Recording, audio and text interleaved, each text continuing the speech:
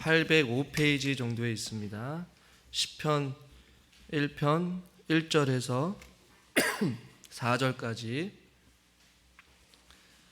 교독하겠습니다. 복 있는 사람은 악인들의 꾀를 따르지 아니하며 죄인들의 길에 서지 아니하며 오만한 자들의 자리에 앉지 아니하고 오직 여호와의 율법을 즐거워하여 그의 율법을 주야로 묵상하는도다. 그는 시냇가에 심은 나무가 철을 따라 열매를 맺으며 그 잎사귀가 마르지 아니함 같으니 그가 하는 모든 일이 다 형통하리로다. 악인들은 그렇지 아니하며 오직 바람에 나는 겨와 같도다. 아멘. 주일 오전 예배 나오신 여러분들을 환영하고 축복합니다. 우리 옆에 있는 분들 인사합시다. 잘 오셨습니다. 환영합니다. 축복합니다. 우리가 신앙을 빗대어 말할 때에 나무인가 겨인가 2주 전에 우리가 말씀을 나눴어요. 나무와 겨의 차이를 말씀드리면서 완전히 다른 존재다라는 것을 우리가 지난 시간에 말씀을 드렸어요. 복이 있는 사람과, 즉 하나님을 믿는 사람과 하나님을 믿지 않는 자들은 완전히 다른 존재로서 살아가는 것이다 라고 말씀을 드렸고, 오늘 그 이어서 나무에 대해서, 시냇가에 심은 나무에 대해서 우리가 잠깐 한번 말씀을 같이 함께 은혜를 나누려고 해요. 3절에 보니까 그는 시냇가에 심은 나무다 라고 우리에게 말씀해 주고 있죠. 여기서 나무라고 이야기를 할 때에 우리가 좀 관심 있게 봐야 될 중요한 단어가 있는데, 그 단어가 무엇이냐면 나무가 심겨졌다라는 것이에요. 자연적으로 생겨서 자란 것이 아니라 나무는 스스로 심을 수 없죠. 누군가에 의해서 나무가 심겨져야지만이 돼요. 그래서 오늘 우리가 시냇가에 심은 나무가 라고 할 때 심은이라는 단어를 조금 더 눈여겨서 봤으면 좋겠는데요. 그 전에 우리가 먼저 생각해야 될 것은 심기 전에 나무의 상태가 여러분 어떤지 아시죠? 나무를 사게 되면 그 안에 뿌리는 있지만 어디 뿌리를 내리지 못하고 있는 상태, 어디에 심겨지지 않게 되면 나무는 오래 못 가고 결국에는 말라 비틀어서 죽게 되는 것이에요. 그러니까 심기 전에 상태는 어떠한 생명도 있을 수 없는 것이죠. 이와 마찬가지로 나무가 심겨졌다라고 이야기할 때에 저와 여러분의 상태도 누군가에 의해서 심겨졌다라고 생각을 한다면, 그 반대로 나무가 심기 전에 우리의 상태, 즉 우리가 복이 있는 사람으로서 바뀌기 전에 우리의 상태가 어떠했는지는 먼저 우리가 깨달아야 돼요. 이 세상 누구도 그리스도인으로 태어나지는 않습니다. 물론 어머니 뱃속에서부터 모태신앙으로서 살아온다라고 할지라도 그 사람이 예수 그리스도를 인격적으로 만나야지만이 그리스도인이 될 수 있는 것이죠. 우리의 행실이 혹은 어떤 우리의 노력이 우리의 스스로 태어날 때부터 나는 그리스도인이다 라고 이야기하면서 태어나는 사람은 아무도 없다라는 것이죠. 즉 성경으로 말하면 저와 여러분 모두 다가 본질상 진노의 자녀로서 태어났다라는 말이에요. 로마서 3장 10절에도 보니까 의인은 없나니 아무도 없다라고 말씀하고 있고, 시편 51편 5절 말씀 같이 한번 읽어보겠습니다. 내가 죄악 중에서 출생하였으며 어머니가 죄 중에서 나를 잉태하였나이다. 그러니까 우리가 태어났을 때 이 상태는 죄악 중에서 태어났다는 얘기예요. 마치 나무로 비유하면 어딘가에 심기 전의 상태, 우리의 영적인 상태는 본질상 진노의 자녀였고 의인도 아니었고 죄 중에 태어난 어떤 그런 상태가 바로 시냇가에 심겨지기 전의 상태, 즉 하나님을 믿기 전의 상태인데, 오늘 복이 있는 사람은 시냇가에 심겨진 나무와 같다라고 말씀하고 있는 것이에요. 여기서 말하는 이 심다 혹은 심겨지다라는 것은 바로 누가 이 나무를 심으셨을까? 누가 이 나무를 창조하시고 그 나무를 강가에 두었는가? 비유로 표현한 것이죠. 하나님께서 저와 여러분들을 창조하시고 창세전에 예정하셔서 저와 여러분들을 본질상 진노의 자녀였고 죄인 중에 태어난 허물과 죄로 죽을 수밖에 없었던 우리들을 하나님께서 옮겨 심어서 그리스도와 접붙이시고 시냇가에 심은 그곳에 저와 여러분들을 그곳에 하나님께서 심으신 줄 여러분 믿으시길 바랍니다. 우리의 어떠한 노력이나 혹은 우리의 어떠한 의지로 된 것이 아니라 바로 그것을 나무를 심으신 것, 마치 저와 여러분들을 구원하여 주신 것, 살려주신 것, 하나님의 자녀 삼아주신 것, 진노의 자녀에서 불의의 병기에서 하나님의 자녀로서 의의 병기로서 저와 여러분들을 양자 삼아주신 이 모든 가정이 하나님께서 저와 여러분들을 시냇가의 나무와 같이 옮겨 심었다라는 의미를 가지고 있는 것이에요. 그래서 우리는 자랑할 것이 아무것도 없는 것이죠. 고린도전서 15장 10절 같이 한번 읽겠습니다. 그러나 내가 나 된 것은 하나님의 은혜로 된 것이니 내게 주신 그의 은혜가 헛되지 아니하여 내가 모든 사도보다 더 많이 수고하였으나 내가 한 것이 아니요 오직 나와 함께 하신 하나님의 은혜로라. 아멘. 저와 여러분들이 시냇가에 심은 나무가 될 수 있었던 것은 성령 하나님의 역사하심 속에 하나님께서 저와 여러분들을 시냇가에 심으신 줄 믿으시길 바랍니다.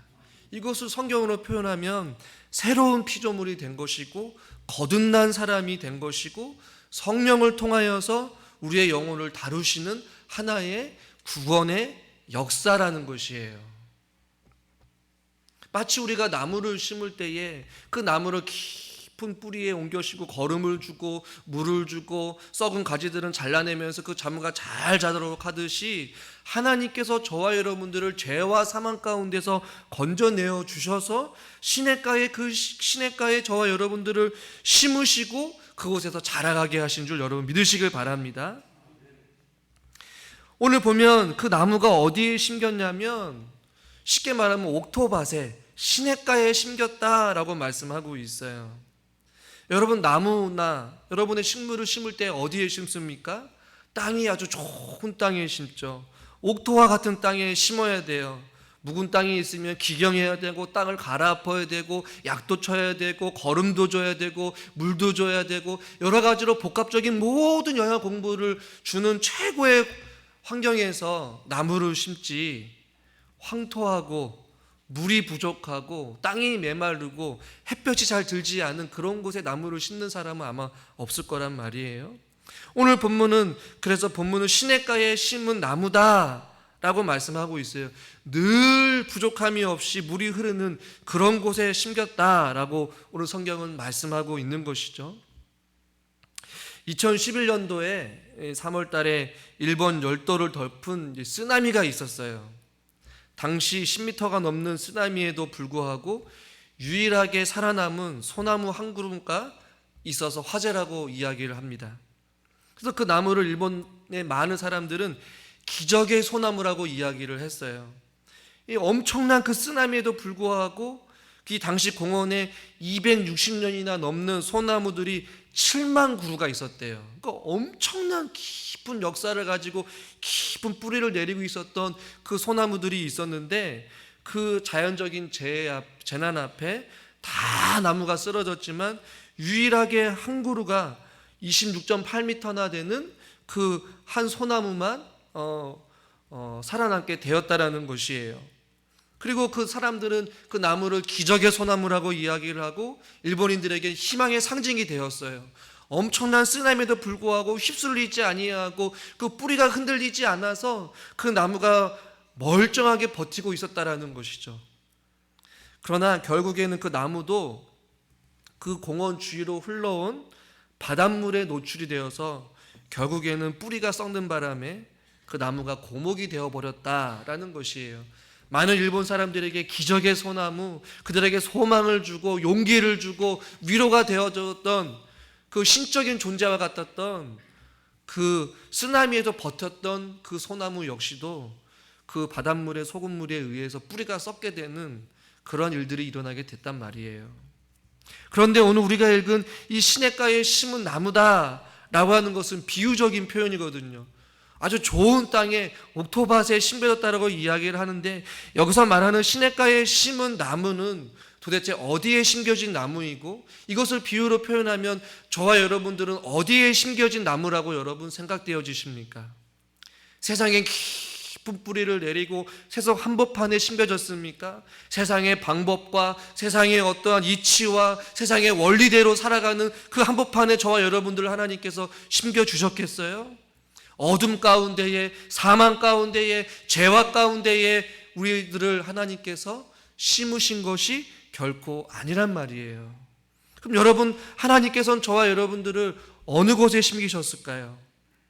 시냇가에 심은 이 시냇가는 비유적인 표현으로서 예수 그리스도 안에 저와 여러분들을 심겨주신 줄 믿으시길 바랍니다. 그래서 신약 성경에서는 곳곳에서 바울의 표현하는 게 보면, 우리가 빌립보서도 말씀을 살펴봤지만 그리스도 안에, 주 예수 안에, 주의 은혜 안에 예수 그리스도 안에라는 표현이 굉장히 많이 가득해 있어요. 그러니까 즉 시냇가에 심은 나무는 어디에 심겨진 나무냐면 바로 예수 그리스도 안에 저와 여러분들을 주님 하나님께서 심으신 줄을 믿으시길 바랍니다. 이 시냇가에 심은 나무는 잘 자랄 수밖에 없잖아요. 하나님 믿는 저와 여러분들도 예수 그리스도 안에 심겨졌다는 얘기는 무엇이에요? 예수 그리스도 안에 부족함이 없다라는 것이에요. 할렐루야. 더 나아가서 예수 그리스도 안에 모든 것이 다 있다라는 것이에요. 여러분, 나무가 자라기 위해서는 물도 충분히 있어야 되고 햇빛도 충분해야 되고 그 영양분이 충분해야 되고 모든 조건이 다 이루어야지만이 건강한 나무가 되고 깊이 뿌리를 내리고 귀한 열매를 맺잖아요. 이와 마찬가지로 복이 있는 사람은 예수 그리스도 안에 심겨지게 되는데, 예수 그리스도 안에는 생명이 있습니다. 할렐루야. 예수 그리스도 안에는 모든 것이 다 있어요. 그러니까 생수의 강이 흘러 넘치는 것이에요. 애나 레티셔 워링이라는 사람은 이런 이야기를 했어요. 주 안에 살면 두려움이 없으며 그 사랑은 변함없이 늘 마음이 편하다. 저 폭풍 몰아쳐서 내 마음 떨려도 주 나의 곁에 계셔 겁낼 것이 없어라. 그러니까 주 사랑 안에 거하면 두려운 것이 없다라는 것이에요. 그리고 찰스 웨슬리는 그리스도는 내가 원하는 전부이다. 그리고 주님 안에는 전부 그 이상이 있다. 이런 표현을 썼어요. 그러니까 내가 원하는 것보다 그 이상의 이런 말할 수 없는 것이 누구 안에 있다라는 것이에요? 주님 안에 있다라는 것이에요. 자막은 없지만 예레미야 애가 3장 22절에 보니까 여호와의 인자와 긍휼이 무궁하심으로 우리가 진멸되지 아니함이로다. 그러니까 여호와 안에, 예수 그리스도 안에 인자와 긍휼과 자비와 사랑이 무궁무진하다라는 것이에요. 제한이 없다라는 것이에요. 부족함이 없다라는 것이에요. 그 부족함이 없는 생수의 강이 계속해서 흘러 넘치고 공급하시고 채우시고 우리에게 은혜를 주시고 사랑을 주시는 그 곳에, 즉 바로 예수 그리스도 안에 저와 여러분들 하나님께서 접붙여 주시고 심겨 주시고 그곳에 뿌리를 내리도록 하나님께서 저와 여러분들을 죄와 사망 가운데서 옮겨 심으신 줄 여러분 믿으시길 바랍니다. 그 때문에 저와 여러분들이 어디에 뿌리를 내야 되느냐? 예수 그리스도 안에, 진리 안에, 말씀 안에 그 생명이 있기 때문에, 능력이 있기 때문에 저와 여러분들은 다른 그 무엇이 아닌 예수 그리스도 안에 거할 수 있는 저와 여러분이 될 수 있기를 주님의 이름으로 간절히 축원합니다. 또한 더 나아가서 예수 그리스도 안에 심겨졌다라는 얘기는 무슨 의미가 있냐면, 예수 그리스도 안에 있는 자 그 누구도 하나님의 사랑 안에서 끊을 수 없다라는 것이에요. 할렐루야. 잘 아시는 말씀 로마서 8장 38절 39절 같이 읽겠습니다. 내가 확신하노니 사망이나 생명이나 천사들이나 권세자들이나 현재일이나 장래일이나 능력이나 높음이나 높음이나 깊음이나 다른 어떤 피조물이라도 우리를 우리 주 예수 그리스도 안에 있는 하나님의 사랑에서 끊을 수 없으리라. 아멘. 그러니까 예수 그리스도 안에 있다라는 얘기는 그 어떠한 장애물이나 그 어떠한 공격이나 그 어떠한 외부의 압력으로부터 빼앗을 수 없다라는 것이에요. 즉 뿌리가 뽑히지 않는다라는 얘기죠. 온갖 세상의 모진 풍파가 몰려온다 할지라도 주님 안에 거하는 자 함부로 할 수 없고 빼앗을 수 없다라는 것이에요. 그 쓰나미에 버틴 그 소나무가 결국에는 그 바닷물에 그 소금물로 인하여서 뿌리가 썩어졌지만 하나님 믿는 주님의 백성들, 예수 그리스도 안에 심겨진 하나님의 자녀들은 어떠한 공격이 우리 가운데 몰려온다 할지라도 하나님의 사랑 안에서 끊을 수 없는 그러한 관계가 된 줄 여러분 믿으시길 바랍니다. 그러니까 하나님과 저와 여러분이 관계가 그렇게 뗄래야 뗄 수 없는 관계로 하나님께서 예수 그리스도 안에 저와 여러분을 접붙여 주셨다라는 것이에요. 그 누구도 끊을 수 없다라는 것이죠. 또 하나 예수 그리스도 안에 있다라는 얘기는 우리의 삶 가운데 승리한다라는 것을 우리에게 보여주고 있어요. 여러분 성경을 보시면 하나님과 동행하는 사람 그리고 예수님과 함께 동행했던 사람들의 삶을 보면 항상 승리가 있었다라는 것을 우리에게 말씀해주고 있습니다. 할렐루야. 그러니까 시냇가에 심은 나무가 얼마나 귀한 은혜인지요. 예수 그리스도 안에 있는 자들은요 부족함이 없는 삶을 살아가고 그 누구도 빼앗을 수 없는 삶을 살아가게 되고 더 나아가서 예수 그리스도 안에 있기 때문에 전쟁은 하나님께 속한 것이고 늘 언제나 하나님은 승리하셨기 때문에 저와 여러분들도 우리의 삶이 승리의 삶인 줄 믿으시길 바랍니다. 여러분 부족함 없는 삶을 살기를 원하십니까? 또 누구도 어떠한 모진 풍파가 몰려온다 할지라도 흔들리지 아니하는 그러한 견고한 삶을 살고 싶기를 원하십니까? 또 우리의 인생길 가운데에 승리의 인생의 길을 걸어가고 싶으십니까? 그렇다면 예수 그리스도 안에 거하십시오. 진리와 하나님의 말씀 가운데 깊이 뿌리를 내리실 수 있는 저와 여러분이 될 수 있기를 주님의 이름으로 축원합니다. 그 다음 구절을 보시면 3절 하반절 말씀, 우리 3절 말씀을 다시 한번 읽어볼까요? 그는 시냇가에 심은 나무가 철을 따라 열매를 맺으며 그 잎사귀가 마르지 아니함 같으니 그가 하는 모든 일이 다 형통하리로다. 이 당연한 결과 아니겠어요? 좋은 땅에 물이 계속해서 공급되고 영양분이 공급되는 그 땅에는 풍성한 열매를 맺을 수밖에 없는 당연한 결과예요. 여러분 너무나도 잘 아시잖아요. 이 마찬가지로 예수 그리스도 안에 있는 자들은 열매를 반드시 맺게 되어 있다라는 것이에요. 철을 따라 열매를 맺는다. 시시때때로 열매를 맺을 시기마다 열매를 맺는다라는 것인데 이 열매라는 것은 삶의 변화, 인격이 변화됨을 이야기하는 것이죠. 가치관이 변하게 돼요. 삶의 목적이 바뀌게 돼요. 예수님을 닮아가게 돼요. 예수님의 부르신 목적에 합당한 삶을 살아가게 된다는 것이에요. 제가 지난 시간에 말씀드렸듯이 나무의 존재의 목적은 무엇입니까?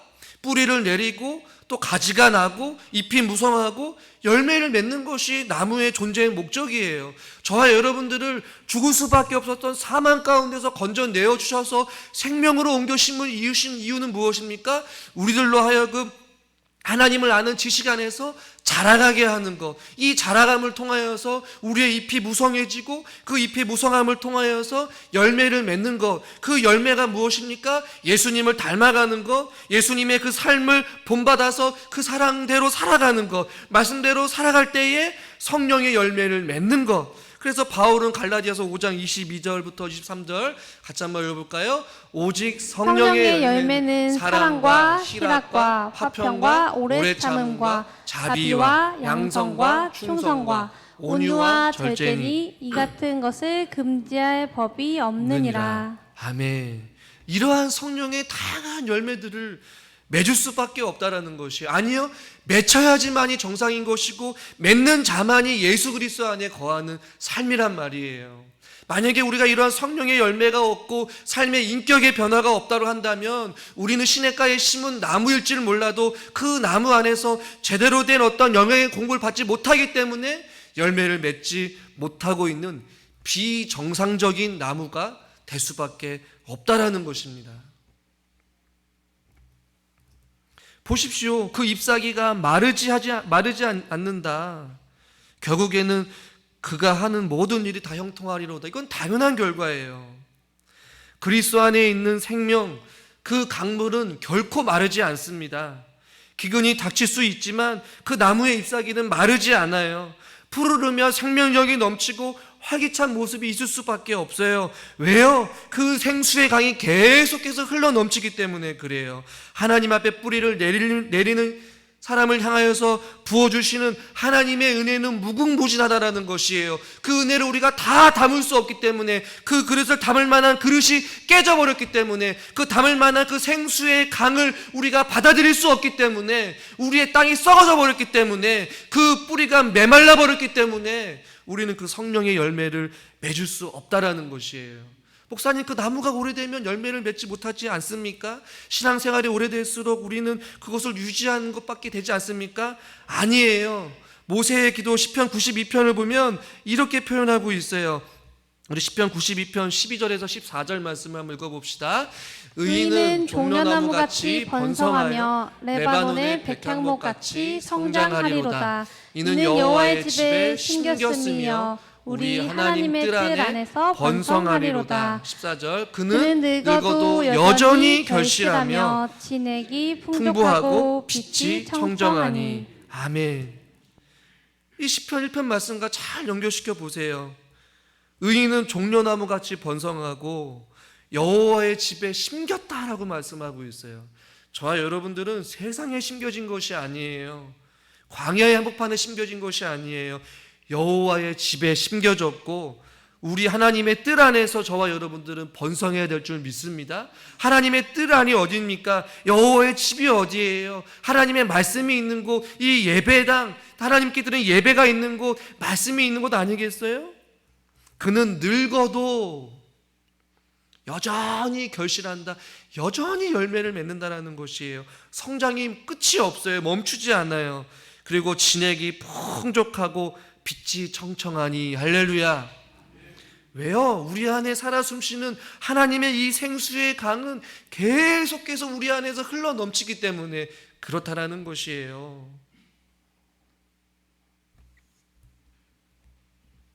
저와 여러분들이 삶 가운데 오늘 이 3절의 말씀까지 모든 일이 형통하기를 원하십니까?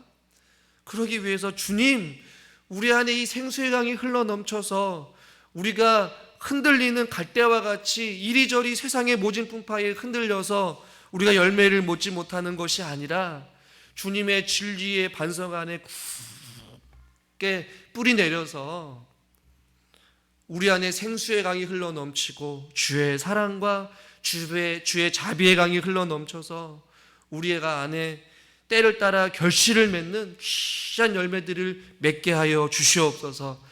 기도할 때에 기도의 열매가 있기를 원하고, 헌신하고 수고할 때에 그 헌신의 열매를 맺기를 원하고, 우리가 자녀를 위해 눈물의 씨앗을 뿌렸다면 그 자녀가 변화되어지는 그 자녀의 결실을 맺기를 원하고, 여러분이 끊임없이 노력하고 애썼던 이 모든 기도의 제목들이 하나님 앞에 상달되어서 언젠가는 결국에는 그 열매를 풍성하게 맺혀지게 되는, 철을 따라 열매를 맺는 잎이 무성해지는 그러한 삶이 우리 가운데 펼쳐질 수 있기를 주님의 이름으로 간절히 축원합니다.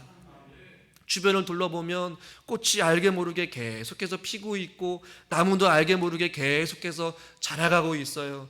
계절이 바뀌고 날이 춥고 덥고 계속해서 반복되면서 아침 이슬을 먹으면서까지 그들의 생명력을 유지하며 그들이 열매를 맺기 위해서 몸부림치면서 꽃을 활짝 피고 열매를 맺는 그 계절이 다가왔듯이 우리 교회 안에도 저와 여러분들의 심령들 가운데에 이 영적인 이 몸부림과 치열한 진리 말씀 가운데 거하는 이러한 신앙의 어떠한 분투가, 어떠한 열정이 우리 가운데 있을 수 있기를 바랍니다. 그래서 우리가 계속해서 주의 말씀의 공급을 받고 기도의 영으로 충만해지고 주의 사랑으로 충만해져서 어느 순간 우리의 삶이 변화되어지고 주님을 닮아가고 성령의 열매들이 거룩하게 맺어짐으로 말미암아 우리의 심령이 뜨거워지고 우리 안에 풍성한 은혜로 우리들 주님 앞에 기쁨으로 나아갈 수 있는 저와 여러분이 될 수 있기를 주님의 이름으로 간절히 축원합니다. 우리 같이 말씀을 생각하면서 너는 시냇가에 심은 나무라, 이 찬양 잘 아시죠?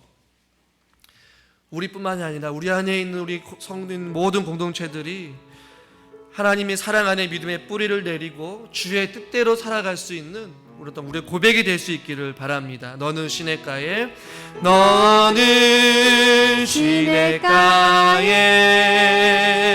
심은 나무라. 하나님의 사랑 안에 하나님의 사랑 안에 믿음 뿌리 내리고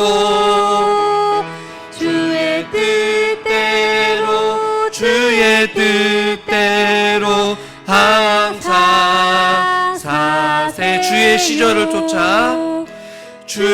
시절을 쫓아 구원 열매 맺으며 주의 영화로운 빛 너를 보호하리니 주의 뜻대로 항상. 우리 1절만 한 번 더 하겠습니다. 너는 시냇가에 심은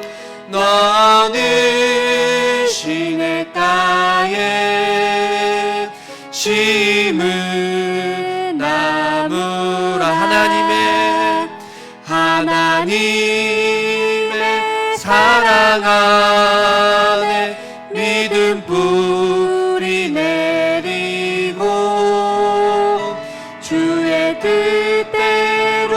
주의 뜻대로 항상 사세요. 하나님 아버지, 우리는 시냇가에 심은 나무인 줄 믿습니다. 찬양의 고백과 같이 하나님의 사랑 안에 믿음 뿌리 내리게 하여 주시고 시절을 쫓아 주님 앞에 귀한 열매를 맺으며 주님 뜻대로 순종하며 살아갈 수 있는 우리들이 되기를 원합니다. 그래서 우리의 삶이 풍성한 열매로 가득 넘치기를 원하고 어느 곳에 있든지 간에 형통할 수 있는 은혜를 허락하여 주시옵소서. 예수님의 이름으로 기도드리옵나이다. 아멘.